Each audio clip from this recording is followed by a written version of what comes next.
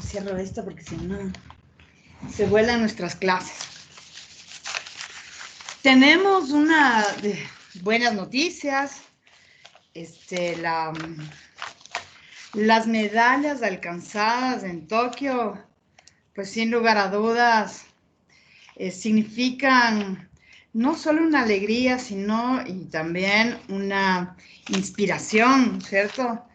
Respecto a lo importante de la disciplina, de la rigurosidad, de la pasión con lo que, digamos, sí, con lo que uno hace, dice, piensa.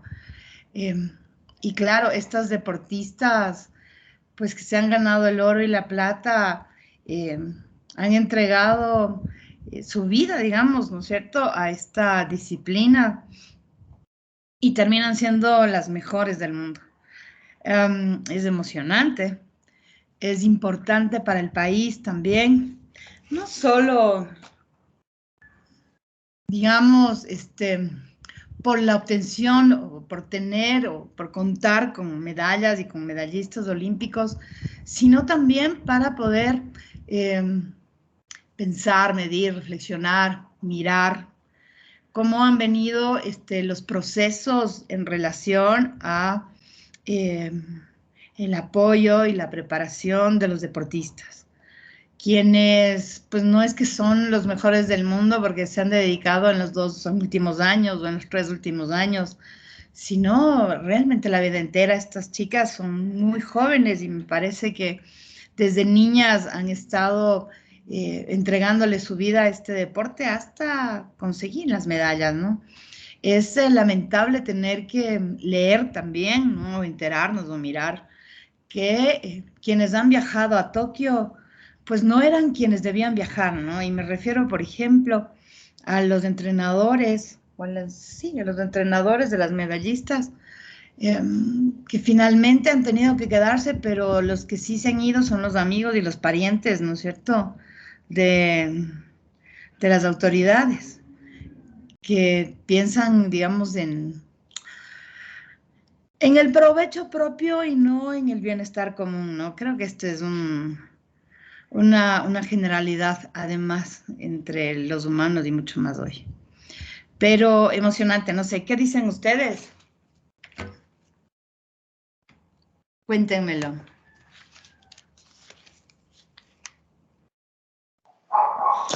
Que los otros deportes nos traen más glorias que el mismo fútbol, profe. Pero claro, ese fútbol, el fútbol, se ha llevado muchísimo la atención de los sujetos, ¿no? El fútbol es pasión, sin lugar a dudas, pero la atención, la expectativa y a ratos hasta el mismo convencimiento de lo que supone ser y hacer patria, ¿no? Entonces, si gana la selección de fútbol, digamos, somos los mejores, pero si pierde es otra vez el amarillo, azul y rojo, la bandera del patojo, más o menos. Y la atención casi no se la da a otras disciplinas deportivas y a otros deportes, excepto quienes en círculos y colectivos pequeños las practican. Pero si se fijan, como vehículos culturales, ¿no es cierto?, los medios, pues finalmente terminan dándonos lo que ellos creen que se vende, ¿no? Y el fútbol ha sido un gran y muy importante negocio. Sin embargo, encuentro que para un tema de Estado y de políticas de Estado hay que ser rigurosos, o hay que ser, mejor dicho, consecuentes, ¿no?, con todas las disciplinas deportivas. De hecho, el fútbol es como una cosa y aparte, ¿no?, porque como están ahí federados entre las FIFAs y las federaciones de los países, su manejo incluso es independiente, ¿no? Sin embargo, pero sobre todo, digo, esta atención y este seguimiento que podemos dar también a otros deportes, ¿no? El ciclista ecuatoriano, también, digamos, de lo que pude leer, es una competencia muy, muy forzada, un poco lesionado, es solo también, ¿no es cierto? Entonces, al parecer, en la partida le habían golpeado algún contratiempo, Sin embargo, tuvo una participación bastante buena. Me parece que hay otra pesista también que saca un reconocimiento olímpico, un diploma olímpico, que, digamos, son importantes, ¿no? No son competencias menores. ¿Qué más dicen ustedes? Ay. Cuéntenmelo. Que ¿Qué han leído? ¿Qué han visto? es de programa, se supone que el Comité Olímpico Ecuatoriano lleva a sus familiares y de igual manera no provee de los uniformes, inclusive para los atletas. Es totalmente un desacierto por parte de ese comité. Pero supuestamente no está atado en ninguna cosa al gobierno. A ver, otra vez, dímelo. Que supuestamente dicen que el Comité Olímpico Ecuatoriano es una entidad independiente. El Comité Olímpico, me parece que es parte, ¿no es cierto?, de estas instituciones, puede ser, no son instituciones, de estos organismos internacionales, ¿no? Donde hay un manejo, digamos, entre aquellos, ¿sí? Sin embargo, la preparación, ¿no es cierto?, el trabajo de los deportistas de alto rendimiento o quienes podrían ser de alto rendimiento, es decir, prepararlos porque tienen habilidades, destrezas, ¿no es cierto?, que son potenciables, pues el Estado, ¿no? Por eso tenemos un Ministerio de Deporte, el Estado debe tener una participación y digamos, una responsabilidad con estos ciudadanos, ¿no es cierto?, que finalmente entregan su vida a aquello, digamos, a cualquiera de las disciplinas. Sin embargo, para temas de organización, de competencias, digamos, de marcas, de tiempo, en cada una de las disciplinas, me parece que trabajan, digamos, en un conglomerado de organismos, ¿no? O sea, que finalmente determinan, por ejemplo, las condiciones, si entra o no un deporte a los juegos, o si un deporte tiene que salir de los juegos, ¿me explico? Porque si no fuese por organizaciones, por comités, digamos, ¿cómo lo haríamos, no es cierto? Pues, digamos, son competencias mundiales. Sí, pero te digo, ¿no? El tema este de la responsabilidad del Estado sobre estos ciudadanos es importante. Yo quisiera saber, eh, no solo del Estado, sino de las empresas también. Si alguna empresa de seguros, de salud, por ejemplo, o de vida, y les pueden auspiciar a estos deportistas, a sus competencias, para, digamos, asegurando a ellos y a sus familias, a menos que ya estén en un alto rendimiento, y ni así creo, ¿cierto? No hay un apoyo ni del Estado, ni de las organizaciones privadas, en mucho es un trabajo así bien utópico el que logran, ¿no es cierto? Los deportistas y tener resultados como los que hemos podido mirar son inspiradores, digo, ¿no? Pero según lo que se estaba intentando hacer en un nuevo acuerdo, Uh -huh. decían que se va a dar incentivos a las empresas privadas para que patrocinen a los deportistas. Porque de hecho sí hay empresas privadas. Por ejemplo, Produbanco le patrocina El a ciclista, creo. Alfredo Campos. Y igual, póngase el Pero Banco viste, ya ha Guayaquil. tenido que llegar a clasificar a los Juegos Olímpicos. Es decir, me parece que es medallista panamericano. Sin embargo, ¿no es cierto? Digamos, si requiere del apoyo, muchos deportistas han dado testimonios, ¿no es cierto?, que se acercan a las empresas privadas y les dicen, no nos llame, nosotros le llamamos, déjenos ver, o de una no. Entonces, el momento digamos, de brillar, sí, todos quieren hacerlo, ¿no? Entonces, ahora, por ejemplo, Ya sería importante saber cuántas marcas y cuántas empresas están interesados en la imagen, por ejemplo, de las medallistas de estos días, ¿no? No, a veces no hay reciprocidad. Bueno, el Ecuador es demasiado egoísta con las personas que trascienden, de hecho. Ajá. Sí. Bueno, ¿qué más ha pasado Los este carros de mes? alta gama de la asamblea, De la profe. asamblea, ¿no? ¿Cómo se llama? La presidenta, Guadalupe Llori, pues ha abierto un concurso para que se licite carros de alta gama para el uso de, no sé si de las autoridades, de las comisiones, ¿cómo se llama? De la asamblea. Y digo, me río. Pero finalmente, eso es importante, es necesario. ¿No?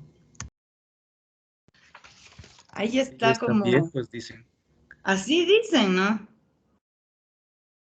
Pero parece que son de Ella alta Igual gama, también de ya alta gama, se porque está creo que en Aveo no van de querer subirse. más que mi casa.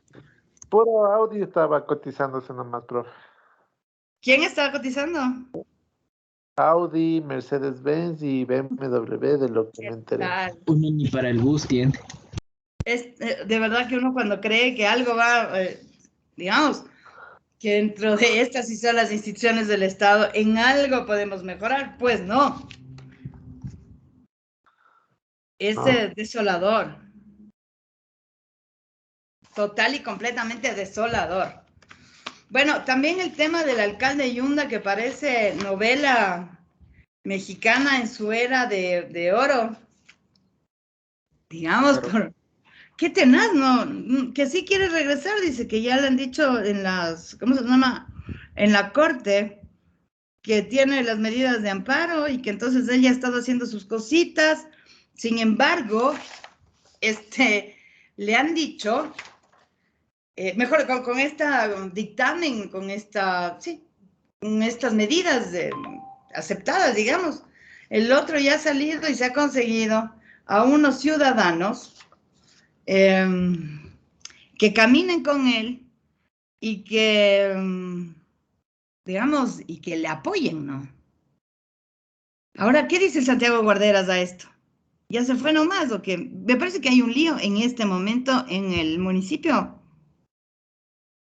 Ha Es habido que, profe, movilizaciones. supuestamente hay una contradicción de dictámenes en la judicatura, entonces no saben cómo se está dando ese juicio, porque a la final supuestamente hay una sentencia, después hay otra y después anulan las dos, entonces termina habiendo una contradicción. Pero de igual manera los concejales y todo eso están en contra del retorno de Hyundai y están poniendo todas las trabas posibles para el levantamiento de proyectos, porque supuestamente en este caso a estas alturas del partido está en tela de duda todos los proyectos que tiene Hyundai. Es lo que acabas de decir. eh, es por decirlo menos, una evidencia de la torpeza, del manejo, del cinismo que hay dentro de las distintas funciones e instituciones del Estado. Hay estos vacíos, estos acuerdos mal hechos, estas deudas, ¿no es cierto?, o favores políticos por pagar, hace que tengamos que vivir los ciudadanos en ausencia y en falencia de digamos, de la atención que merecemos de parte en este caso, de la alcaldía. Porque en esta tontería nos hemos pasado meses y hay que mirar, ¿no es cierto?, el descuido y la desatención en la ciudad. hay que mirar cómo unos, ¿no es cierto?, dicen, esta no es mi responsabilidad, pero dice Yunda, ¿no? Esto, por ejemplo, el tema de los bachados y estas son cosas que vienen de hace 40 años, cosas que yo tengo la culpa, pero en la ciudad que yo he tenido, digamos, he sido autoridad, no hemos tenido los problemas de Guayaquil, no hemos tenido, perdón, disculpe, ¿qué hay que agradecer? O sea, ese es su trabajo. Y dentro de esa emergencia se cuestionan los procesos, ¿no es cierto?, que dan lugar a la sospecha de corrupción.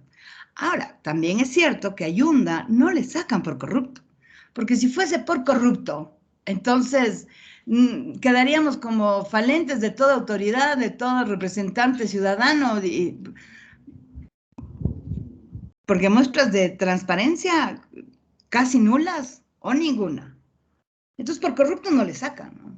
Le sacan porque se queda sin padrinos.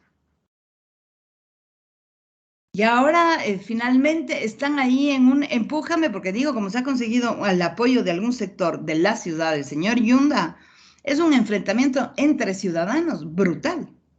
Y mientras tanto, bien, gracias. ¿No es cierto?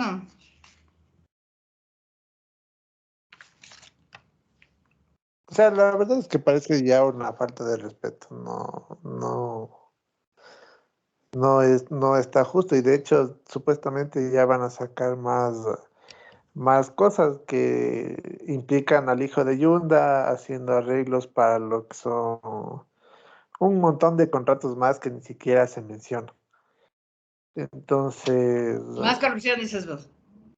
claro, supuestamente. Sí, Pero que si sí ya, debe ser. bueno, ¿Vos lo dudas? Yo no lo dudo. y no se duda, sino que, o sea, cualquier persona, inclusive por decencia, por tener vergüenza, si ya me No, destituyeron, no, pues, ¿qué puedo hacer? No ¿para voy a qué? regresar al mismo puesto y de igual manera, y no voy a regresar para que me aprueben los proyectos que ya tenía planeados. Entonces, es ilógico, porque supuestamente ahora regresa diciendo que sí, que no puede trabajar, porque los concejales están poniendo trabas a los proyectos que tenía, pero con ese historial de las pruebas, inclusive que ni la coordinadora de salud no se puede defender. Entonces, ¿cómo Es que es defender plantea? lo indefendible.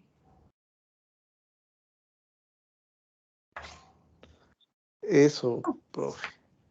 Es defender lo indefendible. Entonces estamos a la espera del cuento Yunda, a ver en qué va a terminar esto. Ahí echándose el uno al otro y mientras tanto, como les digo, la ciudad sigue en total y completa abandono, sin posibilidad de nada. ¿Qué más ha pasado? Profe, esto de las protestas de los profesores, ¿sabes sobre el tema? Sobre las protestas Vean esto de las protestas de los profesores, que es por un tema de la, ¿cómo se llama esto? De la ley Lo de leí, lo unificación. leí. Lo hay. No es lo hay, hablo tonterías. De la, a ver, lo sé. Bueno, el tema es que los señores profesores están exigiendo seguramente los acuerdos que habrán llegado en campaña con el señor Lazo, ¿no es cierto? Que a la final terminan cobrándole mal. Sin embargo, estas acciones de protesta, yo considero, pero lo que voy a decir es lo que considero yo. Considero que deslegitimar, condenar y hacer punitiva, ¿no es cierto?, la protesta popular es un error político, ¿cierto? Sin embargo, sí hay que mirar las condiciones en las cuales se da lugar, ¿no es cierto?, las protestas populares. Habría que ver quiénes están al frente de esta protesta de los profesores, ¿no es cierto?, de educación básica media, que al más puro estilo de finales del siglo XX, queman las llantas, cortan la calle. Bueno, que cortan la calle no es tanto y cuanto como estos mecanismos que encuentran de protesta, ¿no? Que de verdad ya había estado como superado. Encuentro que para nadie, ¿no? Ustedes son muy jóvenes, pero si lo buscan, se informan, se documentan, podrán evidenciar, ¿no es cierto?, en su búsqueda que el magisterio de este país estaba en manos de la UNE y la UNE estaba en manos de un partido político. Y entonces todos tenían que estar alineados dentro de ese orden, ¿no es cierto? Y ahí hubo, digamos, mucha inconsistencia y sobre todo una falta de compromiso en realidad sobre la educación, ¿sí? Y hicieron de ahí, y eso sí, su caja chica para vivir. Ese partido político con esos dirigentes, partido político que no existe hoy, que es del MPD, pero hay una agrupación que son las mismas personas que están ahí. Con el periodo o los periodos del expresidente Rafael Correa, se rompen, ¿no es cierto?, de alguna forma esta troncha que había de la UNE, ¿no?, donde habían espacios temporales de semanas y meses sin clases porque estaban en paro, sí, con mucho por la justa exigencia del mejoramiento en sus sueldos, pero y tanto y cuanto más como evidencia y presión política sobre los gobiernos que tenía este partido. Se rompe aquello, por lo tanto, ya no era una obligación de las profesores del magisterio ser parte de la UNE, ¿no es cierto? Y además, tener o entrar a todas estas, ellos decían beneficios, decían seguros, decían asociaciones, ¿no? Y les descontaban. Fíjense ustedes, ¿cuánto alguien puede, o alguien es, ¿no es cierto?, pueden obtener si a cada profesor le descuentan $2.50 de algo, $1.20 del otro, 3 que termina sumando en descuentos entre la asociación, el no sé cuánto, unos $35 o $40. Por los miles de profesores. Díganme si no era un negocio redondo para estas personas. Cuando les cortan eso, claro, ¿no es cierto?, se le pusieron encima al expresidente Correa, pero también el otro, como era todólogo, sabía todo y no se aflojaba nomás, ahí le estuvo. Entonces, ustedes tienen una escuela y un colegio donde finalmente esta idea de los paros no habían sufrido. Ya no había aquel. Los profesores fueron revaluado su salario, fueron incrementados, fue creada una diferencia, ¿no es cierto?, una distancia, un ordenamiento, de acuerdo a la preparación, de acuerdo a lo que esté trabajando, a lo que muestra, a lo que podías ir subiendo en el escalafón y tenías y mejorabas tu ingreso económico. Así estuvo. Ahora, los profesores debían también, ¿no es cierto?, demostrar que sí son profesores y que sí saben lo que están hablando. Y que sí, en ese oficio de ser profesor, no es que porque fuiste a la universidad alguna vez para ser normalista y terminar, ¿no es cierto?, obteniendo un diploma, un título universitario para que puedas ejercer la docencia, no es que ahí se ha acabado, pues, o sea, esto es un cultivo diario y de un compromiso. Entonces, cuando debieron dar las pruebas, por ahí casi se le ponen encima, pero en el periodo de Rafael Correa no se dejó. Como ya en los 4 últimos años del señor, ¿cómo se llama?, Moreno, o sea, el primer periodo de Lazo, todo empezó a ser un desorden, ¿no es cierto?, se desbarataron procesos y me parece que se ocupó fundamentalmente, ¿no?, en nada. Porque ¿en qué se ocupó ese señor? En nada. No hizo nada, pero absolutamente. Y lo que estuvo hecho, lo destruyó. Bueno, finalmente con casi, digamos, echado abajo muchos de los procesos y dándoles la apertura nuevamente a estas personas que habían encontrado un espacio de un eterno negocio, ¿no es cierto? Pues entra Guillermo Lazo. Recuerden que cuando eran las 7 veces sí, se unieron todos. Todos. Y luego alguna vez le hacían una entrevista a Giovanni Tarihuana y él decía, bueno, si decimos que no funciona el tema de la educación, ¿qué vamos a hacer? No sé, no importa lo que hagamos. Lo que es importante ahorita es votar, sí, y destruir todo lo que hizo el correísmo. Entonces vos dices, claro, con esa lógica, con esa interpretación, con esa reflexión de la clase política, de los dirigentes, pues ¿a dónde vamos a llegar? Entonces, este paro es en mucho, ¿no es cierto?, para definir el tema este de los salarios de los profesores y las condiciones de estas, de la clasificación y porque ellos sienten que han sido, ¿cómo se llama esto? Que han sido atropellados sus derechos. Más claro. Es una desgracia esto. ¿Qué Sí, más? yo también quería, o sea, solo quería acotar. Me parece importante lo que dijo al inicio, que, o sea, claro, no sé qué grupo es, no tengo mucho Venga, la conocimiento en esto, UNE. pero sí, la UNE, ajá, los de la UNE apoyaron en la campaña Lazo, ¿no? Y vean nomás lo que pasó ahora, era eso. Gracias. Sí, sí. Ellos la apoyaron. Digo, vienen apoyándolo o vienen entre ellos desde la consulta esa popular de ¿cómo se llama? De las 7 veces sí, que ni siquiera sabían lo que estaban, bueno, los ciudadanos, digamos, ¿no?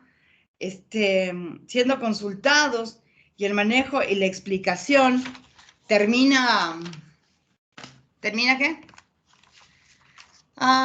Eso, termina por desbaratar lo que estaba medianamente construido. Medianamente, digamos, pero tampoco es que ha sido, ¿no?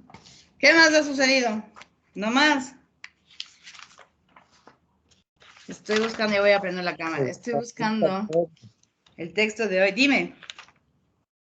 El asambleísta alterno de la Llori se accidentó El en las asambleísta fiestas de Llori, el alterno.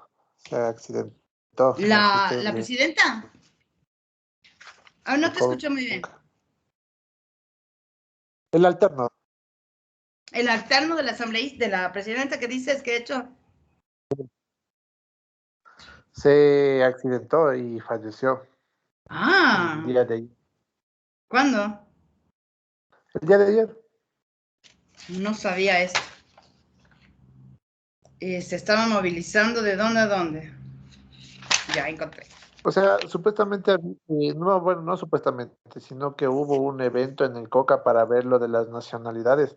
Ya. Y, o sea, también hubo un altercado ya con los de la UNE, porque también estaban exigiendo que se mejore la, la educación en ese sector. Y de igual manera exigieron la construcción de una universidad en base a que es la provincia que más genera ingresos al país y no disponen de un establecimiento de educación superior. Mm, Entonces, se empezó con el plan para el desarrollo de una universidad en el Coca. sí. Y eso me parece que justamente el tema de esa universidad es la que está ¿siendo qué? Siendo revisada, ¿no es cierto? Porque ya estaba adelantado ese tema. Si no estoy equivocada. Sí, Sí. de hecho ya han estado los planes, pero no se ha llevado a cabo la construcción. Sí, pero ya estaba así como. Pero están revisándola nuevamente. Sí, y con eso también se analiza nuevamente explotar un, un yacimiento de petróleo, un nuevo yacimiento de petróleo. Profe, justo con lo que está diciendo ahorita el compañero, mira, o sea, yo había leído hace 5 o 6 días, no sé en dónde, ya no me acuerdo, no le tomé en cuenta, pero había una intención de firmar un tratado de libre comercio con China, que creo que lo avisó el presidente, y eso me traía unas preguntas, porque claro, hace full tiempo también se intentó firmar uno de estos, pero con Norteamérica, creo que es con, o sea, con América. Con Sí, Estados sí. Unidos, maldito sea. Entonces, eso quería cachar, no sé si, a ver, no entre en conflicto con el antiguo, aún sigue vigente, y qué nos depara el futuro si es que se firma o no. A ver, encuentro varias cosas. Ay, sí, sí, estoy. Es que no sé, estoy, creo que jugueteándome con la cámara. Varias cosas ahí. La primera, un tratado de libre comercio con los Estados Unidos, sobre todo, ¿no es cierto? Entendiendo quiénes están alineados en esa o con ese sistema y representados, ¿no es cierto? Ahí. Para este país sería, o para países como el nuestro, sería casi condenarnos al subdesarrollo brutalmente, ¿cierto? ¿Por qué? Porque aquí no hemos desarrollado una industria, no tenemos las herramientas, los insumos, los instrumentos para lograr competir, ¿no es cierto?, con transnacionales consagradas. Entonces, el momento de entrar al mercado, ¿con qué entras si no tienes? ¿Con qué entras? Si ustedes retroceden y buscan o indagan, mirarán que los periodos del expresidente Correa, bueno, para empezar, cuando él llega a la presidencia, dice no va a haber tratado de libre comercio, esto está negado, no hay nada que discutir. Porque antes, ¿no es cierto?, de ser electo, recordemos que tuvimos 10 años de una inestabilidad política, que votábamos presidente, llegaba el otro, o sea, el que estaba de vicepresidente, y medio terminaba ese periodo, y al siguiente que elegíamos le volvíamos a votar, y así pasamos, ¿no es cierto? Además del tema del cambio, de la dolarización, antes de aquello, la inflación, antes de aquello, el agradecimiento que debemos tenerle por siempre al expresidente Osvaldo Hurtado, como les decía la clase pasada, por haber tenido esta genialidad de sucretizar una deuda que estaba en dólares, ¿no es cierto? Entonces, con el sucre, que teníamos una devaluación y que todo el rato el dólar iba en alza y el sucre, díganme, esa deuda y esa inflación de la deuda, ¿cuándo íbamos a terminar de pagar? Pero ahí está, volvieron a elegir a los mismos. Bueno, como veníamos desde la República, digamos, no desde la República, desde que volvimos a la democracia después de la dictadura, con esta intencionalidad y bajo esta línea, llega el expresidente Rafael Correa, una de sus propuestas más firmes era el no trabajar, el no estar interesados y el no firmar ningún tratado de libre comercio. Lo que se pretendía, ¿no es cierto?, era que el Ecuador pueda, digamos, producir, ¿no es cierto?, que los ecuatorianos compremos esa producción y que no tengan los productores, los medianos, empresarios, emprendedores, que competir con transnacionales porque simplemente no tienen con qué competir, ¿no? Así y así, ¿no? Sin embargo, pues ciertos grupos económicos han encontrado formas, ahora más todavía, para hacer sus monopolios. Entonces, ustedes se fijan, por ejemplo, en el Supermaxi, como ahora hay todos los, no todos, pero hay muchos alimentos, ¿no es cierto?, mucha de su oferta en sus supermercados, tienen la marca Supermaxi, pero ellos no son los que producen, no, ellos lo que hicieron fue ir absorbiendo a pequeños, ¿no es cierto?, y decirles que con su alta tasa de rotación comercial, pues iban a poder vender más que si eres JJ, y en cambio la marca Supermaxi compite con los otros, con Tony, y tienen yogur, por ejemplo, pero no es que el Supermaxi hace yogur, ¿no es cierto?, sino que había un yogur que era JJ y Supermaxi va absorbiendo, digamos, y les paga, por ahí hacen sus estrategias, sus alianzas estratégicas, que más no está. Pero en última instancia, para este ejemplo, lo intento usar para poder recrearles a ustedes. ¿Qué puede hacer, no es cierto? Una persona que tiene 2 hectáreas de terreno en el cual siembra tomates. Solito puede entrar a competir con el Supermaxi, solito puede entrar a competir con sus 2 hectáreas y donde trabaja, digamos, la familia, ¿no es cierto? Ahí medio se organizan para sacar la producción y puede competir con Supermaxi, puede competir con el grupo La Velina, puede competir con el grupo del Ferrizario. No, difícil, ¿no es cierto? Díganme, ¿cómo entramos a un tratado de libre comercio si no tenemos con qué competir? Entonces, ¿qué proponía el expresidente Correa? A ver, usted quiere ponerse perfumes, ¿no es cierto? Aquí hay una producción de perfumes. Pero si usted quiere comprar un perfume que tiene una marca, ¿no es cierto?, que es internacional, pues si tiene los recursos para ese perfume, que no, nadie se va a morir porque se ponga o no perfume, ¿no es cierto? Digamos que no es de primera necesidad. Ya está muy lindo todo, pero entonces pague más. Usted quiere comprarse zapatos Adidas. Vea, aquí hay Pica, Pony, no sé, ¿cierto? Pero usted quiere Adidas, entonces pague más, ¿cierto? ¿Para qué? Para intentar, por un lado, obtener recursos a partir de las importaciones y los impuestos a los mismos. Y por otro lado, presionar en el mercado para que compremos, ¿no es cierto?, lo que hacemos aquí. ¿Me explico? Con China es de otra historia, porque China, ¿no es cierto?, tiene una otra intencionalidad geopolítica, ¿no? Y ellos en esos tratados no están interesados. Ellos están interesados, y me parece que eso está como a la vista, en los recursos naturales, sobre todo, ¿no es cierto?, en la explotación. Por ahí son ellos. ¿Por qué? Porque en tecnología y ellos lo tienen todo, no necesitan. Entonces no hay por ahí, ¿cierto? Fíjense, por ejemplo, en el calzado.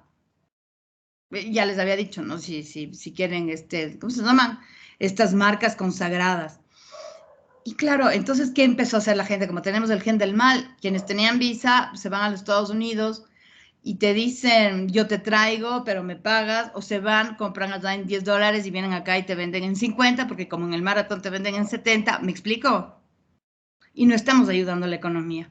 ¿Han visto cómo en las últimas semanas, no sé si meses, en esta calle que es La Cuero y Caicedo, no, en las casas, han abierto un montón de locales que hay digamos, hay una variedad importante de productos a mitad de precio de lo que te puedes encontrar en T-Ventas o en los ferrisariatos o en los Megamaxis o donde vos quieras, o en los subcasas, y ni la mitad, creo que es mucho menos de la mitad.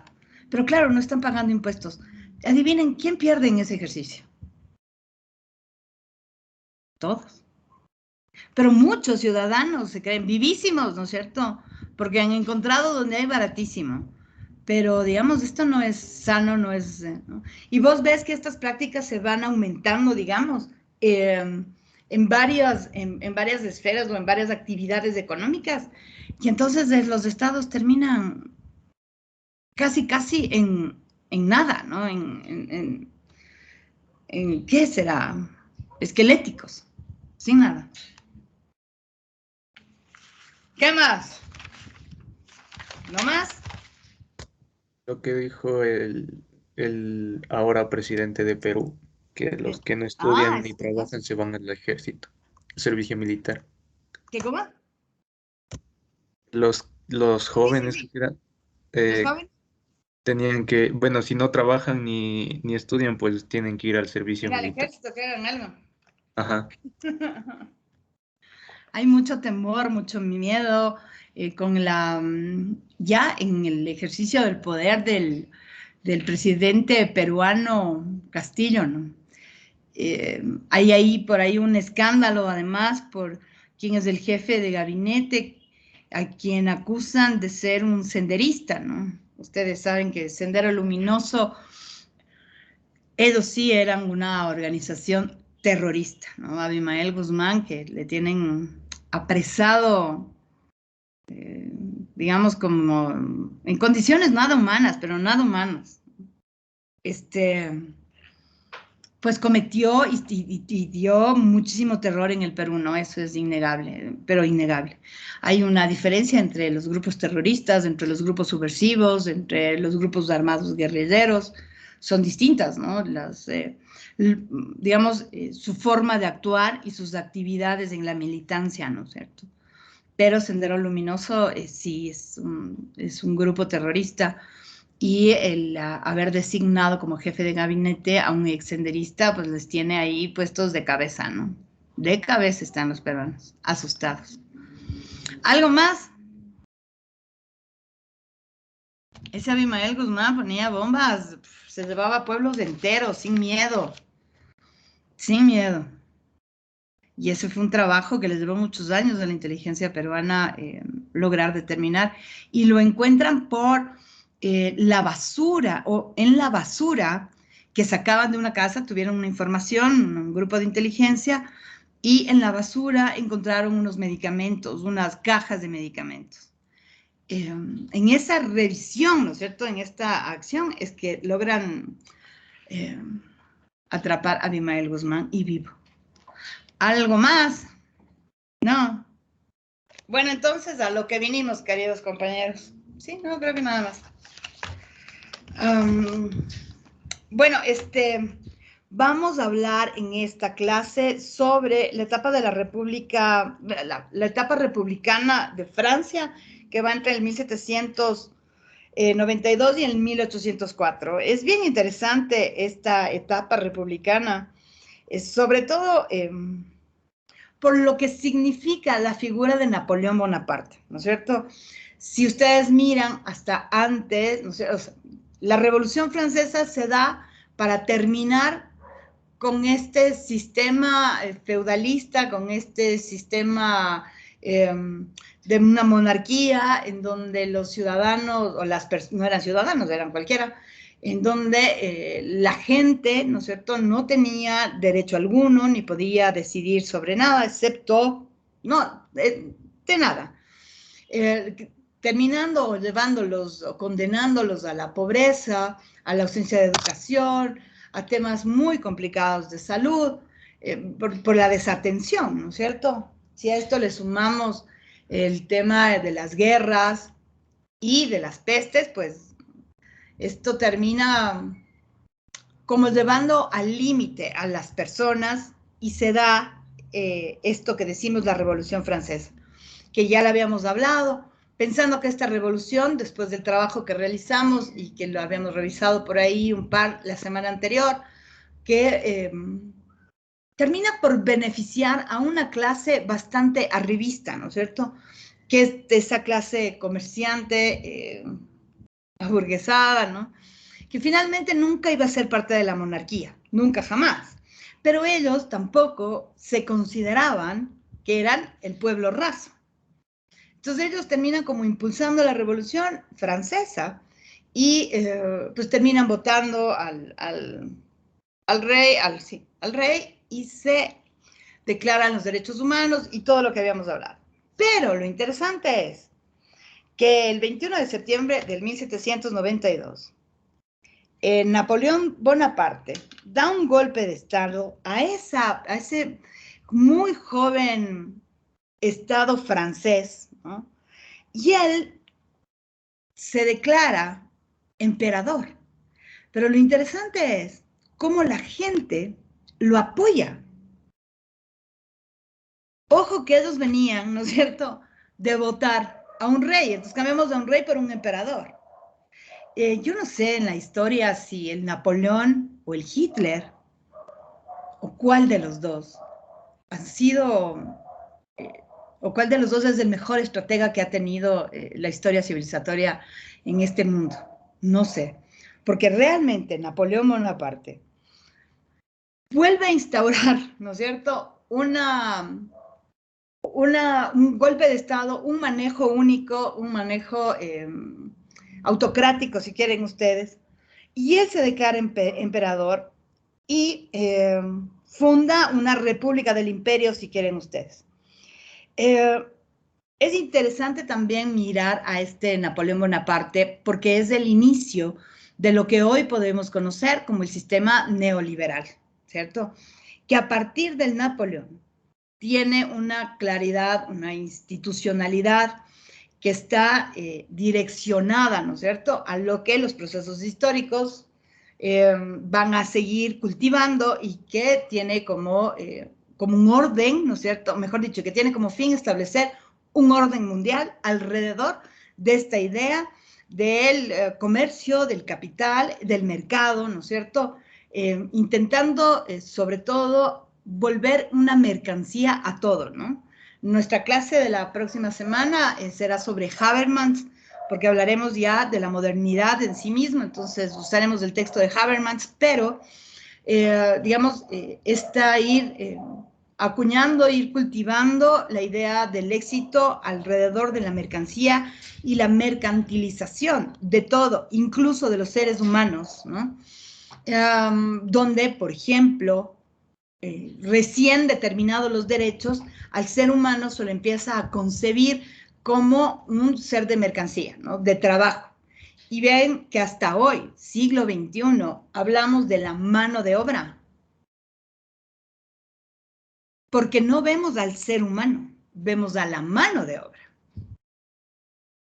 Y cómo, ¿no es cierto?, este ser humano que tenía una actividad, digamos, o que podía tener o ser merecedor de una actividad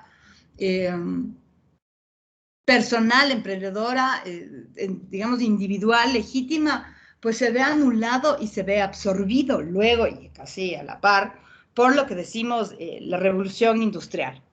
Entonces, Bonaparte o Napoleón Bonaparte propone dos cosas importantes, o mejor dicho, resuelve, dice el texto, con dos puntos o con dos propuestas. Primero, quita la posibilidad del voto y sanciona el voto, ¿no es cierto?, indicando que las personas que votan no votan en convencimiento de algo, ¿no es cierto?, en actos democráticos, esto de la voz y voto, no. Como las personas no tienen la cabeza, digamos, ni la preparación, no cuentan con algo para votar, entonces se retira el voto y además se lo sanciona. Y luego, también es interesante cuando Napoleón Bonaparte condena la muerte de Luis XVI. De hecho, cuando él condena la muerte de Luis XVI, se legitima como emperador. Y finalmente los sujetos, ¿no es cierto?, los ciudadanos, y en ese momento reafirman a ese emperador y desde, tal vez sí, desde la no conciencia, pues niegan también o mejor dicho, reniegan de la muerte de Luis XVI, siendo ellos mismos los que lo hicieron. La época de Napoleón Bonaparte se caracteriza por el terror que él siembra, ¿no es cierto? Y sobre todo esto que después Michel Foucault lo trabaja bastante bien, que es la idea del patíbulo, ¿no es cierto? Esto de vigilar, ¿no es cierto?, de mirar, pero tú, lo interesante aquí es que no sabes quién te está mirando, ni siquiera tampoco sabes de dónde te está mirando, pero todo el tiempo te sabes y te sientes y percibes estar vigilado, ¿no? Esta idea del patíbulo tiene una vigencia, digamos, hasta la actualidad. Si ustedes se fijan, por ejemplo, cuando daban exámenes, cuando estaban en las clases presenciales y daban exámenes, díganme si no tenían algún profesor o profesora que en el momento de la evaluación se ponía atrás de todos. Entonces, vos te sientes vigilado todo el tiempo. No sabes Si te está viendo a ti, le está viendo al de al lado, si se movió, si no se movió, como no puedes regresar a ver, como no puedes levantar la cabeza, porque el que se mueve, le quito el examen. ¿Cierto? Esta idea del patíbulo, esta vigilancia, que además supone un castigo, después lo habla Michel Foucault bastante claro en el libro que se titula ahí, Vigilar y Castigar, se titula de ese modo, ¿no es cierto? Está instaurado en este momento de Napoleón. Así entonces es como él siembra este estado de terror y de miedo, ¿no? Que finalmente los sujetos terminan validando, porque si no, digamos, si no están alineados, se iban presos, los detenían, los apresaban, los desaparecían o los ejecutaban, ¿no?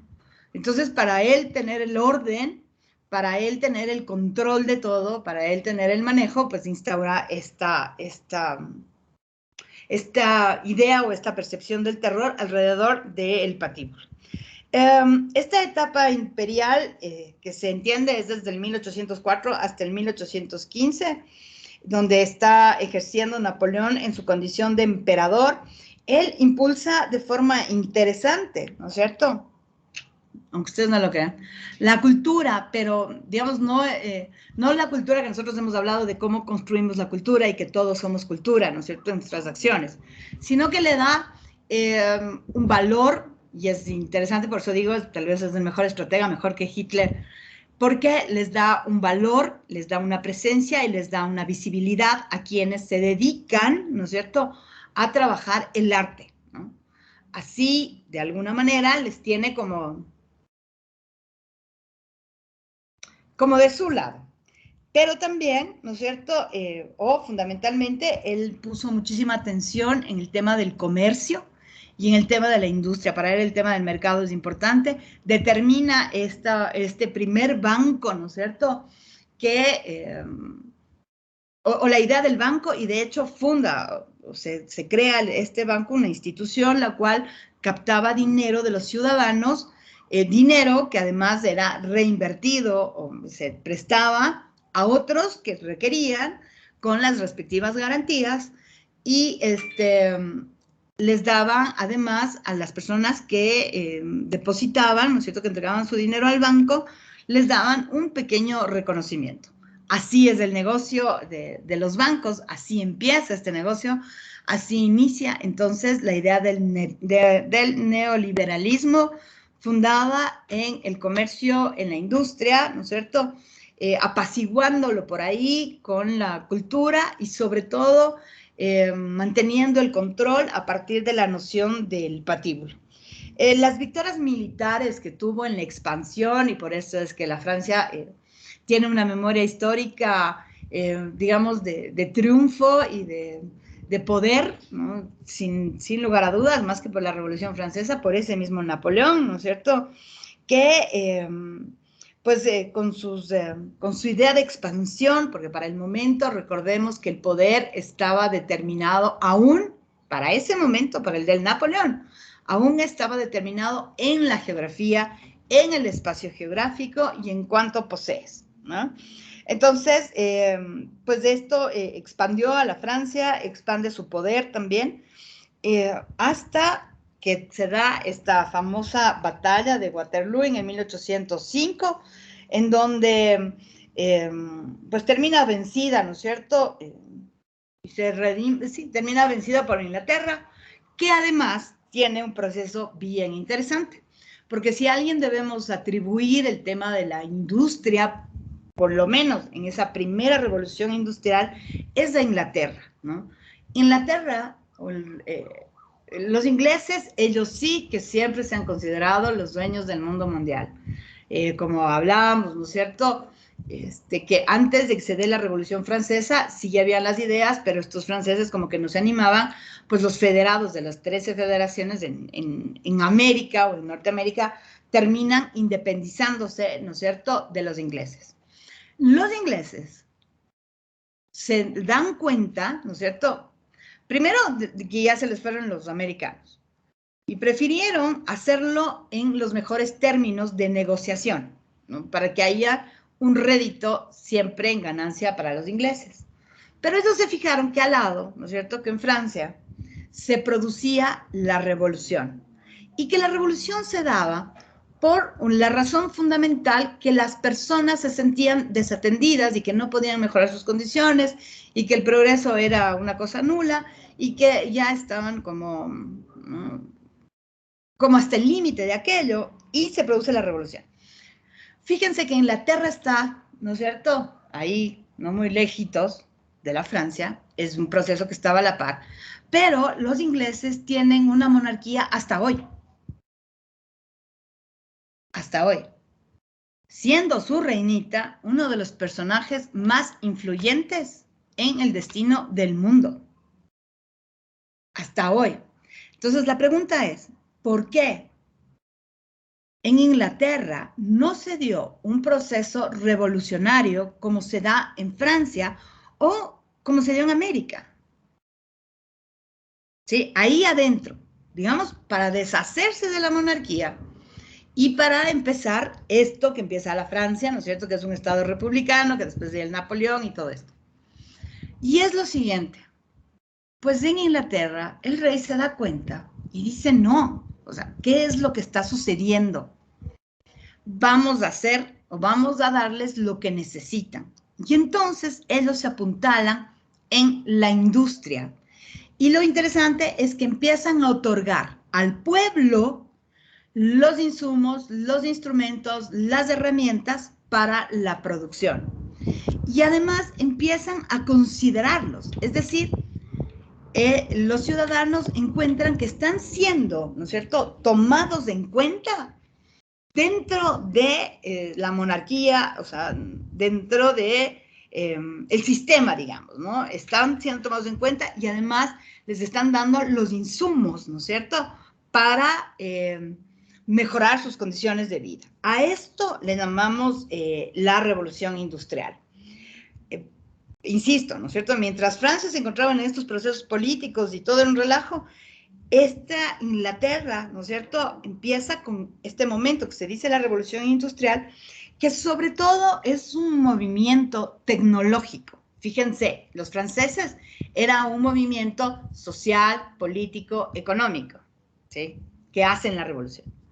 Este es un movimiento tecnológico. Tanto es así que el símbolo, digamos, de esta etapa de la historia va a ser el barco de vapor, ¿no es cierto? Estas embarcaciones de vapor. ¿Por qué? Y se crea este imaginario de la mirada opulenta, ¿no es cierto? Fíjense en el tamaño de una máquina, esa es la palabra, de una máquina de vapor, ¿no? El tamaño y además la utilidad de la misma. Pues podía lograr este fin, ¿no es cierto?, de mercado, que es transportar el mayor número de cosas con un menorando los recursos, ¿no es cierto?, en menor tiempo y con menos recursos, que finalmente se la otorga esta máquina de vapor. Entonces, el movimiento inglés es un movimiento tecnológico, pero claro, la tecnología no es posible si no existe ciencia, ¿ya? Entonces, el movimiento va a ser tecnológico y científico. ¿Qué quiere decir? Que el sistema en Inglaterra empezó a dar la importancia, ¿no es cierto?, y empezó a destinar los recursos para que se recree la ciencia y que la ciencia se pueda ver materializada, ¿no es cierto?, en la técnica y producir, o a través de la técnica, producir tecnología. Así va a ser entonces el antecedente de la sociedad que vivimos hoy, que es la sociedad de la información y el conocimiento, en donde la ciencia, la técnica y la tecnología es el lugar de discusión y es el lugar en el cual, o es el campo en el cual se determina el poder. Porque hasta antes de esto, el poder se determinaba en los campos de batalla con los soldaditos, ¿no es cierto?, y en cuánto podemos tener de tierras. Con esto, los campos de batalla se cambian y los campos de batalla hoy se traducen entonces en la ciencia, la técnica y la tecnología, ¿no? quedando, fíjense ustedes cómo somos los humanos, quedando atrás y muy atrás la civilización. Sobre todo, después de o sea, ya la industrialización, ya la primera, que vamos a seguir hablando ahora, la primera revolución industrial, la segunda revolución industrial, ya está industrializado el mundo. Y si se fijan, el siglo XX es el siglo brutal de las transformaciones, sobre todo por la velocidad, ¿no es cierto?, con la cual la ciencia se va transformando y se va recreando, ¿no? Esta velocidad hace que la civilización se quede por lo menos 2 siglos atrás. Es decir, la civilización posiblemente se queda en el 18. Por eso incluso es que podemos recrear ciertos ejercicios sociales que tenemos hasta hoy, ¿no es cierto?, como prácticas culturales, que si vos le pones en una proyección a la tecnología no corresponderían. No correspondería. Y la explicación está, ¿por qué? Porque la civilización se queda por lo menos 2 siglos atrás. Y digo 2 siglos atrás porque el siglo XIX es el siglo en el cual se va acuñando y se va preparando todo el terreno para ese siglo XX de la velocidad de la transformación. Para entonces tener hoy, ¿no es cierto?, con un par de décadas corriendo el siglo XXI, el cual no te deja casi un respiro, ¿no es cierto? Y además con la preocupación de en dónde va a ser el espacio de batalla de la humanidad. Y ahí es cuando a mí me asalta, ¿no es cierto? Y viene a mi cabeza, por ejemplo, el texto de Francis Fukuyama, que dice el hombre ha muerto. Porque finalmente es posible que el hombre, ¿no es cierto?, y las mujeres, ¿no?, que el ser humano haya muerto, porque ya no somos los humanos en el proceso civilizatorio, es decir, la ciencia y la tecnología se nos adelantaron. Y claro, este adelanto hace que nosotros no tengamos la posibilidad de respirar, de adaptar, de adoptar, cosa que podíamos hacer hasta antes del siglo XIX, ¿no es cierto? Por eso insisto en el 18, donde cada tecnología, donde cada inserción a la dinámica social tenía un periodo para que el ser humano pueda, ¿no es cierto?, trabajarlo, adoptarlo, ¿no?, y adaptarlo y adoptarlo. Pero luego ya con el siglo XX no tienes como tiempo para nada, ¿no? Y es bien interesante la idea de lo que he mencionado, el tiempo, porque un prescriptor de la realidad para el siglo XX es el tiempo, pero no sé si para el siglo XXI, porque el tiempo ya se rompió en el XX, y el espacio, que son los dos conceptos a través del cual el ser humano construye, ¿no es cierto?, su cabeza, desarrolla su pensamiento porque tiene como certezas, ¿no? Entonces, el concepto de tiempo y espacio, hasta antes del 20, era una certeza, ¿sí? Tú no podías estar sin estar. Aquí estamos y en serio no sé si estamos. Aquí dice que aquí hay una cosita, un círculo a la izquierda de la computadora donde dice más 30. Pero en serio no sé si estamos. Y además, no compartimos ningún espacio, ¿cierto? El espacio es uno que compartimos, es uno que yo creé haciendo clic, clic, clic en una aplicación que dijeron, ¿no es cierto?, o que determinó la universidad, que es la que necesitamos usar para reunirnos y tener esto que decimos clase, que no sé si realmente es una clase. ¿Me explico? ¿Sí? Lo importante y lo transformador que supone ser esto del movimiento tecnológico y científico. Esto que en la revolución, en el siglo XVIII, ¿no es cierto?, era digamos, un movimiento político, social y económico. Hoy tenemos movimientos eminentemente tecnológicos. Pero ¿qué va a hacer? Si el campo de batalla en un momento fueron los soldaditos, ¿no es cierto?, en la tierra, y el que ganaba la tierra era el más poderoso, ¿ya? Otro tiempo en donde los campos de batalla están en el desarrollo de ciencia y tenemos potenciados. ¿Y qué nos avisora? ¿Qué tiempo? Por eso hacía referencia al fin de la historia de Francis Fukuyama, ¿no? ¿Dónde se van a liberar nuestras batallas? ¿Dónde? En la Matrix. Y si alguno de ustedes cree que nuestras batallas ya se libran en la Matrix, ¿para dónde carajo vamos como civilización? Digo, así como para despertar en ustedes esta curiosidad. Sigamos con la primera revolución industrial y explicando lo que supone ser este movimiento tecnológico y científico, que sin lugar a dudas, dice el texto, permite que los seres humanos puedan entrar dentro, y esto es lo que termina como endulzándolos, ¿no es cierto? Y como seduciéndolos, ¿no? Que los seres humanos entran a formar parte de los procesos de los medios y de los elementos de producción, que luego va a ser discutido y se va a dar lugar, ¿no es cierto?, a otras propuestas sobre el ser humano y los modos y los instrumentos y los medios de producción, y ahí va a dar a luz el marxismo, ¿sí?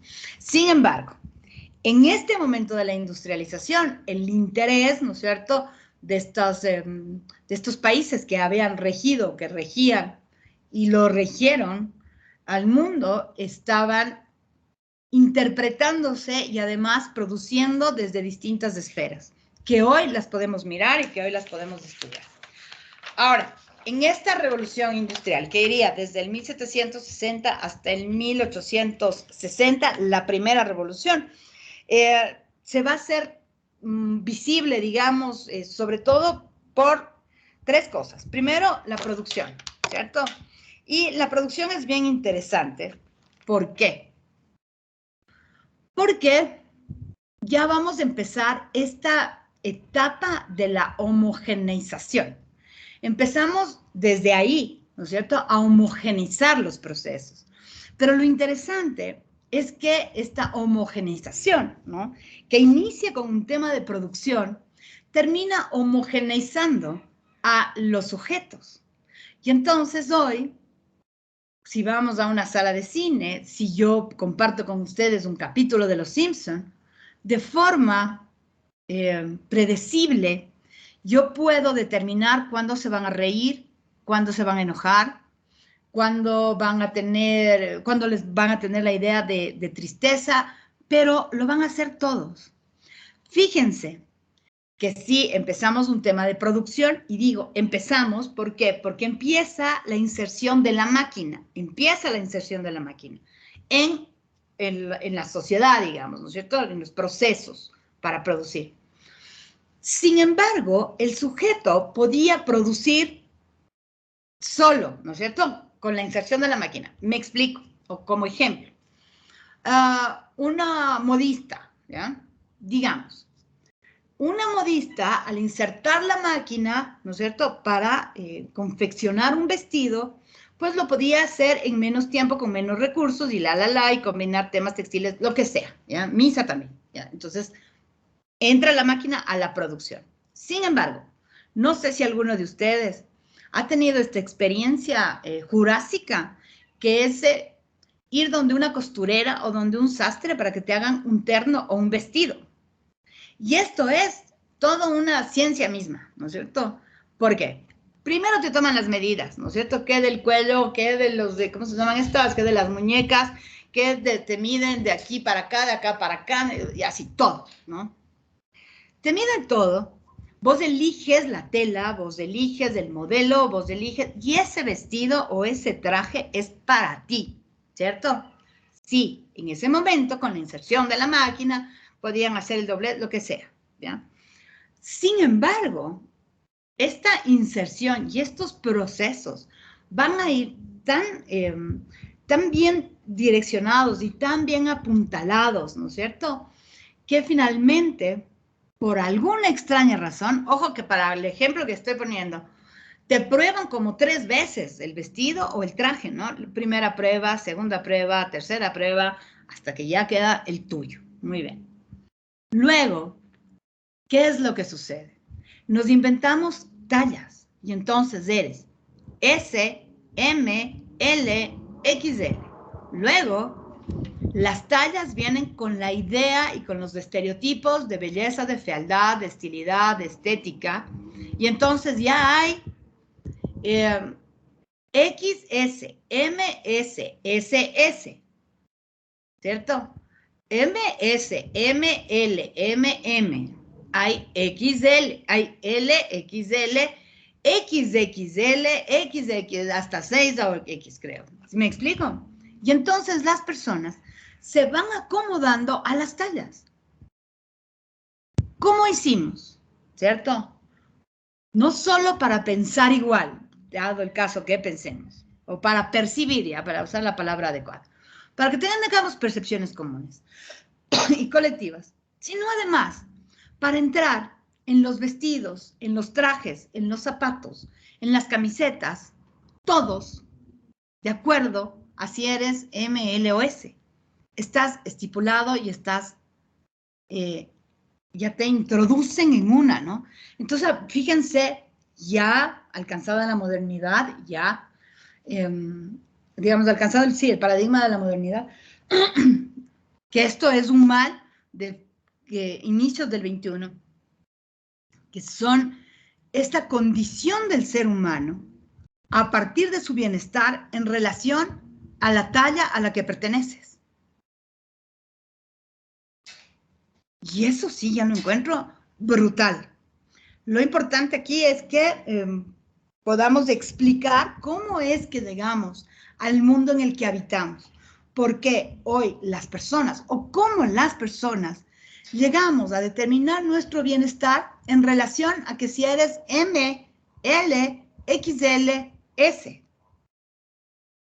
Y además, hemos creado trastornos mentales, ¿no es cierto?, que están relacionados con la alimentación, con el ejercicio, con estas, digamos, con estas condiciones a partir de las cuales vos te estás en bienestar y las personas, ¿no es cierto?, que te miran también te entienden en bienestar o no. Y me explico. Ahora que hablo con esto del peso. Hubo un momento en la humanidad en el que el estar gordo era sinónimo de ser saludable, porque come, está gordo, está bien alimentado, ¿no? Y luego, el estar gordo es sinónimo de enfermedad.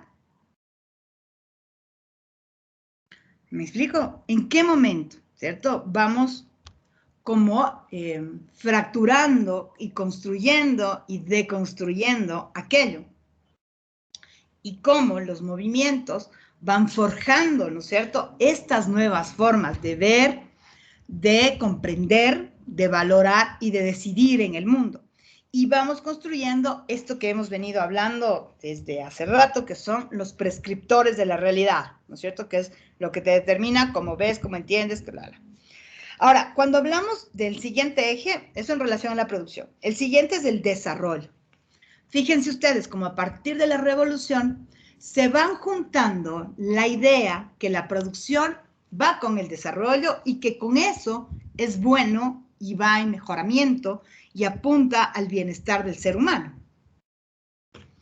Que tal vez en ese momento les pudo haber funcionado. Sin embargo, ¿no?, la historia civilizatoria, ¿qué nos muestra? Que los estados que lograron esta producción y este desarrollo en beneficio del mejoramiento de las condiciones de vida y bienestar de las personas, termina construyendo sociedades en las que yo estoy segura ninguno de nosotros quisiera vivir. Donde los niños del kinder tienen que ir con pistola, porque por si acaso les maten, matar ellos primero. Ahí se sienten seguros.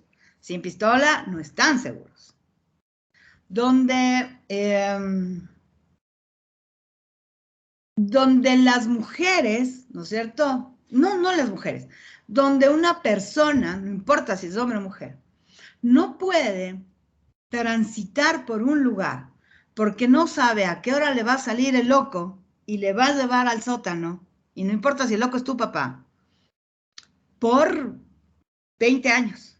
O a qué hora aparece un loco que te va a tener en una caja de muñecas por 10 años. O a qué hora aparece un par de locos, ¿no es cierto?, que te tienen esposada en una casa y que no puedes moverte a ningún sitio porque te tienen privada, secuestrada, allanada. ¿Quién de nosotros quisiera vivir en esa sociedad? Hoy, pero, a ver, esto es para que vayamos intentando explicar cómo se va insertando y cómo van forjándose los momentos en la humanidad, ¿no es cierto? Y cómo empezamos con algo que se entiende ha sido bueno, pero en serio, termina echándonos a perder. Fíjense esta tecnología que usamos ahora, que es el Internet. O sea, el Internet no es un desarrollo tecnológico para que los estudiantes no piensen, ¿no es cierto?, y que encuentren como en el libro gordo de Petete, ¿no es cierto?, que apunten algo, ni apuntan, con que escriban algo, ni escriban, digiten algo y tengan en muy pocos segundos, porque si pestañeas 3 veces esta porquería no vale, tengas 8,000 respuestas, ¿cierto? Lo que antes significaba, así vean, así como tengo mi clase, voy a, así, ¿no es cierto?, que nos puede significar aquí mis clases, todos estos son libros, ¿no es cierto? Yo no saco mis clases del internet, es decir, no. ¿Ya? Lo que antes te podía significar tener los libros, ir hasta la biblioteca, tener que leer. Y como no te puedes ir llevando el libro, entonces de ley debías apuntar, ¿no es cierto? Ya después aparecen las copias, así como para en algo ayudarnos. Pero este desarrollo de ciencia y tecnología que es el internet nunca estuvo pensado para eso. Nunca estuvo pensado para hacer redes de tratas de personas. Nunca estuvo pensado para la pedofilia y para la pornografía infantil. No, nunca estuvo pensado para que, digamos, tengamos este terrible estado del ser humano de la incertidumbre, de no saber exactamente si el que está del otro lado, como es de mi caso ahora, me está escuchando o qué carajo está haciendo, ¿no es cierto? Es decir, no estuvo para esto, ¿no? Esta tecnología fue creada y desarrollada con otro fin. Sin embargo, nosotros, ¿qué hemos hecho con este Internet? ¿Qué hemos hecho? De hecho, encuentro que para muchos la vida ya no se puede concebir sin esta tecnología. Creo que no se puede concebir. Justificaciones podemos tener miles, pero bueno. Eso respecto al desarrollo, ¿cierto? Y la siguiente, la producción, el desarrollo y la superación cultural. Verán, y esto de la superación cultural es bien interesante porque la cultura, como nosotros habíamos hablado en nuestros primeros encuentros, responde a procesos de interacción social, ¿no es cierto? Que nosotros en el tiempo vamos cultivando y vamos repitiendo, ¿no? Y nos vamos afianzando en aquello. Sin embargo, también hay posibilidades de transformación, como lo habíamos visto, lo habíamos hablado y hasta lo habíamos ejemplificado. Sin embargo, como este movimiento, ¿no es cierto?, era de tecnología y de ciencia, y como esta revolución, o esta primera revolución industrial está marcada en la producción y el desarrollo, aquí aparece la idea de la superación cultural ligada a la educación. Entonces, entre más te educas, más culto eres. Entre más lees, más culto eres. Y eso te hace diferente a los otros. ¿Vieron? ¿Cómo empezamos a hacer una mercancía de los humanos y a confundirlo todo? Porque la educación no necesariamente es la única forma de cultura. No es porque somos más cultos los que hemos cursado la universidad y hemos hecho posgrados y hemos de no es que somos más cultos. Lo que sí logramos saber, ¿no es cierto?, tenemos una ventaja porque tenemos conocimiento y el conocimiento es poder y podemos mirar lo que otros no miran. Eso, ¿ya? Pero aquí la cultura se va a aliar y se dice la superación cultural, ¿no? Ahí se va a definir, se empieza a determinar también quién puede acceder a esa superación y quién no, ¿ya? Pero como es social, ¿no es cierto? Necesariamente debe haber, así sea un poquito, ¿no? Para que aprendan a escribir. También los otros, ¿no? Entonces, máximo aprendiste la primera alfabetización, ¿no? Que es aprender a dibujar grafos y a entonar fonemas. Esa es la primera alfabetización que tenemos. Y eso es así como hay que agradecer, más o menos. Y se empieza a recrear y luego se fortifica, sin lugar a dudas, ya en la modernidad, esta educación como para pobres y como para ricos, ¿no? Entonces, empezamos a hacer también de esto otro medio de producción. Y es tenaz. Pero así se fundamenta la historia. Y finalmente, el último es el económico, ¿no es cierto? ¿Por qué? Porque en el ejercicio de comercial, ¿no es cierto? En la gimnasia comercial de comprar el hilo, la tela, ¿no es cierto? La máquina a plazos y que venga el otro y que le cobre y como te va a hacer en un menor tiempo, lo que sea, pues tiene otro costo, ¿no? Y este costo va a tener una injerencia en las actividades comerciales y económicas, ¿no? Y se entiende que entre más puedas tener, comprar, económicamente hay un mayor dinamismo, eso se lía con el progreso, con el desarrollo, con la producción, y si ven ustedes, con la superación cultural. Porque fíjense cómo somos los humanos. Cuando hablamos, y yo les decía, ¿no es cierto?, que esto de la superación cultural, después se hace la educación de ricos y pobres, pero fíjense cómo son. Hoy, que vivimos en la sociedad de la información y el conocimiento, esto creo que está más vivo que nunca, que es la superación cultural. Y no mejoramos en nada. Porque creemos que porque terminaste el colegio, eres más, y entonces los que terminan la escuela, no. Pero hoy terminar el colegio es como terminar la escuela antes, ¿no? Y entonces ir a la universidad va a ser esa idea fundamental, ¿no es cierto?, de superación cultural, y inviertes en aquello, algunos gastan, y luego tienes que hacer un posgrado, una maestría y otra maestría y un doctorado y y esto te hace mejor. En este caso, en la sociedad en la que vivimos, te da mayores elementos, mayores instrumentos para mejorar tus condiciones de vida. ¿Cierto?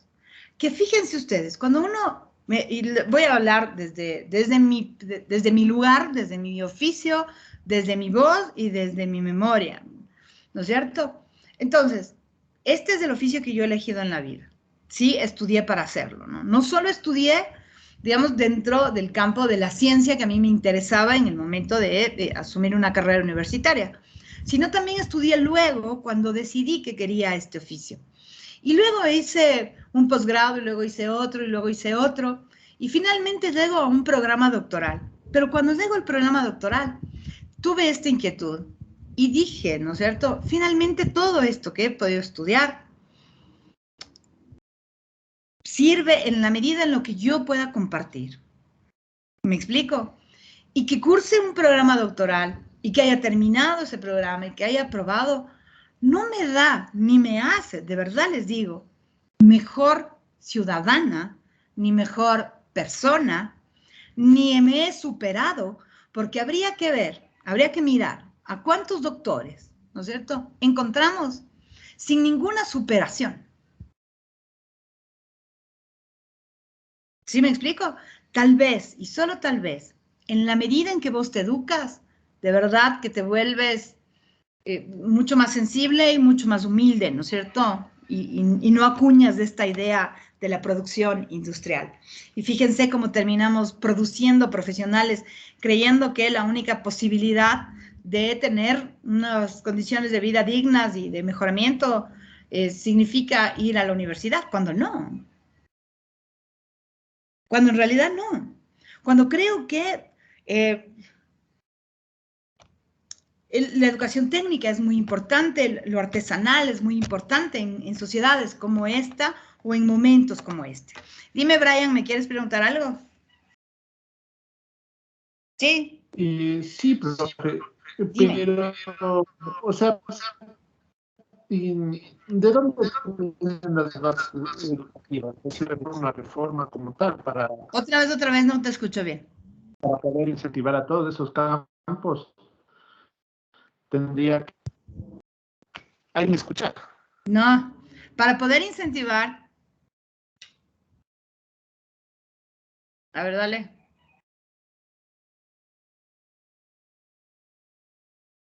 Ahí, profe. Ahí, dale, dale. Ahí te escucho. Sí,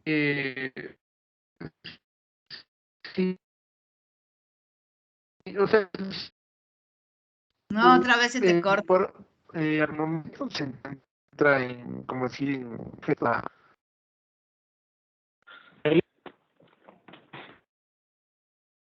Se te corta. A ver, ahí intenta. Ahí. ¿Dónde estás, Brian? Te perdiste. Bueno, mientras esperamos que el Brian pueda tener una mejor conexión, tal vez si se cambia de un lugar, tenga mayor claridad de la conexión. Así estaría la insuficiente calidad en la red. Creo que soy yo culpándole al Brian. Espérense un segundo. Verán que yo me cambié de proveedor. Antes tenía Claro. Y ese Claro era una desgracia. Y me cambié a NetLife. Y creo que está mejor. Pero si estén ¿no? Hasta en eso es terrible. Bueno, eso en términos de la primera revolución, ¿no es cierto? Industrial.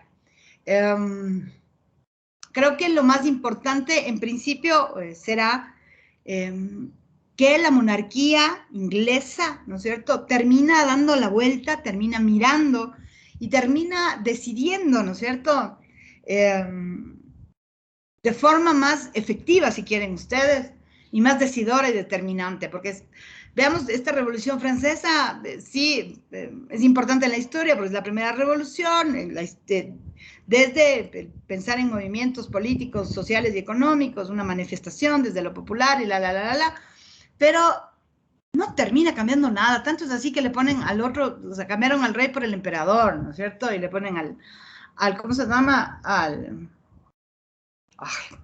Napoleón. Los otros no, ¿no es cierto?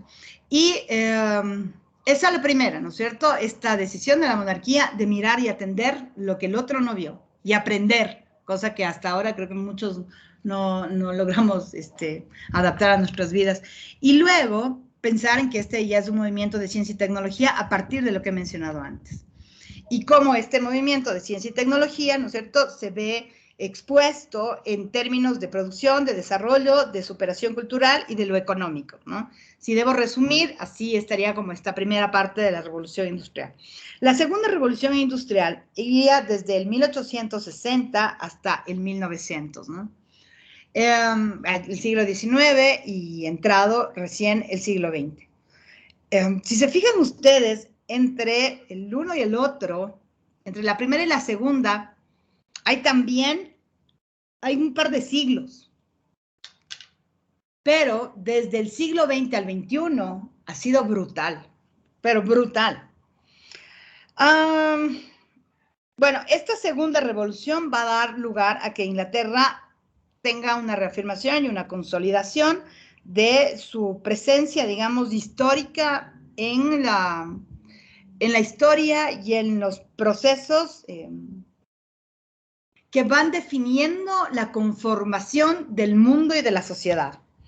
Así entonces, a partir de la revolución industrial, pues el modo capitalista empieza a sentarse o a sustentarse, ¿no es cierto?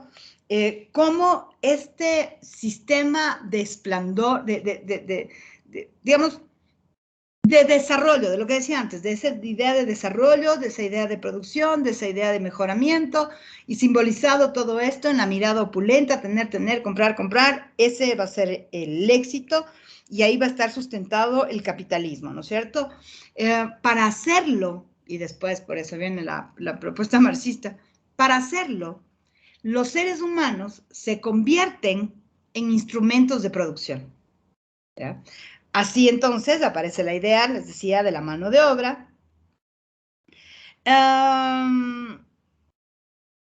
Y la característica, digamos, de esta etapa es la mecanización alrededor de la idea de la máquina y la introducción de la máquina en los procesos industriales y ya el inicio de la industrialización. En temas bien interesantes como la agricultura, por ejemplo, ¿no es cierto?, donde también aparece mecanización, es decir, la inserción de la máquina. Algo que desarrolla y cambia el mundo es la fuerza motriz, ¿no es cierto?, lo que significa esto para los traslados, para la producción, para la movilidad, para la industria en sí misma, ¿no es cierto?, para la legitimización, digamos, legitimar el proceso de la revolución industrial. También el desarrollo del sistema textil, del sistema de transportes, del sistema de movilidad, del sistema de comunicaciones, incluso, ¿no es cierto?, en este periodo, digamos, entre primera y segunda revolución industrial, digan ustedes que irá desde el 1760 hasta el 1900. Lo que sí es innegable, ¿no es cierto?, durante este periodo es el dominio del sistema capitalista como el regente del sistema mundo. En 1782 se pone en funcionamiento, ¿no es cierto?, esta máquina simbólica de la época que, como les había dicho, es la máquina de vapor, ¿no es cierto?, en donde se va a desarrollar este sentido de la mirada opulenta por lo grande, por lo grandiosa. Fíjense ustedes que a ratos digo, nos quedamos en el siglo XVIII, ni siquiera hemos llegado al XIX, en el 1800, sino en el siglo XVIII, porque se han fijado, por ejemplo, las personas, como hoy, creen mostrar su poderío económico, qué bien que les ha ido en la vida y la plata que pueden tener, porque tienen una camioneta, una Ford F-50 Silverada con todos los juguetes. Díganme si ese carro es necesario en una ciudad como Quito. No. No. No es necesario. Fíjense ustedes cómo la presidenta de la Asamblea pone a licitación, ¿no es cierto?, porque según ella hay que cambiar la flota de los carros porque ya dice que están viejos. Pero ella los hace de alta gama. De alta gama significa el costo que tiene. Pero para la función y utilidad, para el que sería traer y llevar a semejantes personajes que tanto nos ayudan a nosotros en su función legislativa, pucha, yo cacho que un Spark está hasta de más. ¿Sí me explico? Lo que se viene construyendo y cómo hoy podemos explicar por qué la gente es así y cómo también la gente, la sociedad, además como la nuestra, ¿no es cierto?, sigue colgada en el 1700. Porque, de verdad, siguen colgados en la opulencia, en lo grande, ¿no? Ustedes ya no. Porque ustedes corresponden a otra generación. No son estos ya tirados a perder, ¿me explico? Ustedes, entre menos es más. Entre más chico, ¿no es cierto?, es más adaptable, ¿sí me explico? Es decir, difícilmente alguno de ustedes, si piensan en una idea de vivienda como eso de los sueños que quisieran tener, yo quisiera tener una casa enorme, con 8 cuartos, 6 baños, 2 no sé qué, cuartos, así, o piensan en tener un penthouse, un departamento, un edificio, una suite, que con un baño y un cuarto les alcanza. Piensan comprar, verán que habían unos televisores. La televisión también es una tecnología bien interesante. Habían unos televisores, primero así, ¿no? La tecnología estaba todavía en ese momento, o sea, entonces eran regordos, así, regordetes, grandotes, con una cosa atrás, supongo que era para que respire, los alambres no se recaliente, ¿qué carajo sería? Pero estos televisores estaban en unos muebles más grandes que los televisores, más gordos que los televisores, más, o sea, ¿no? Además bien barrocos, y al lado había un equipo de sonido que te sacaban como con 3 para poner los discos y la. Y eso quería la gente. Yo creería que ustedes hoy no quieren ningún equipo sino un parlante nomás. Y eso que anden a cargar. ¿O me equivoco? Sí. Depende, creo. Hay casos, profe, hay casos. No, depende. Además, ustedes son la generación del depende, ¿no? Por supuesto. Es la relatividad. Porque en el siglo XX es el siglo de las certezas, ¿no? Ahí todo era certeza, todo era... Si alguien se lanzaba del tercer piso, del cuarto, del quinto, de ley es porque se quería morir. Pero hoy, si alguien se lanza del tercero, del cuarto, del quinto, del doceavo, del cualquiera, son capaces de estar abajo filmando porque de ley es un youtuber que está haciendo qué sé yo, ¿no es cierto? Una prueba, un desafío, un no sé cómo, o sea, pero el suicidio no es así como de ley se quiere matar, o sea, es uno más, uy, ve, si lo que ha sido es que se han ido a matar. ¿Por qué? Porque están todo en la relatividad del depende, ¿no? Eso Bauman lo trabaja muy bien en un texto que se llama La sociedad líquida, donde todo no se depende, y no es tan depende, ¿no? Pero digamos, para la teoría, ¿no es cierto? Para, de alguna forma, lograr reflexionar y lograr caracterizar a las épocas y lograr determinar los momentos y sus respectivas transformaciones, hay que llegar a generalidades. No podemos universalizar, es decir, no, de ley toditos querían eso. No, pero no universalizar, pero sí podemos generalizar, ¿no es cierto? Entonces, la generalidad sería esa la idea del progreso, del mejoramiento, del bienestar y el desarrollo. Mientras que ustedes, posiblemente, la idea está, y de hecho hasta hay un movimiento que se llama minimalista, ¿no es cierto? Todo es menos, todo es reducido, todo es, ¿no? O sea, un cajón puede tener mil funciones ahí mismo, ¿no es cierto? Antes teníamos 1000 cajones para 1000 cosas, ¿no? Y por si acaso poníamos unos 5 más por si tal vez necesitamos. ¿Me explico? Estas son como estas situaciones o estas son las características de la, digamos, de la época, ¿cierto? Ahora, no vamos a hacer un deber por 2 razones. O sí podemos hacer uno, para hacer otro de la modernidad. Déjenme pienso. No, mejor vamos a dejarlo ahí. Yo voy a hablar de la modernidad. Para la modernidad vamos a usar a Habermas, ¿no es cierto? Este va a ser nuestro texto para la próxima semana, donde abordaremos ya la conformación o la legitimidad y la, digamos, ya la rigidez, y también puede ser la palabra, de lo que significaron la revolución industrial y lo que es y lo que fue la modernidad sustentada a partir de la máquina. ¿De acuerdo? ¿Preguntas? Pero suba los textos, profe. Ay, sí. Pero quiero pedir un favor. Escríbanme al ¿cómo se llama? Y es un favor que les pido, yo sé, esa debería ser como mi obligación, mi responsabilidad primaria, y sí, ya lo siento y me disculpo por aquello, pero soy el despiste completo, o sea, me pierdo rapidito. Y digo sí, allá y nada. Entonces, escríbanme, porfa, y me escriben y yo subo los textos, ¿ya? ¿Sí? ¿Preguntas? ¿No? ¿No? Sí ha estado significativa la clase de hoy. Les dejo un abrazo. Pórtense mal. Y nos juntamos el lunes. ¿De acuerdo?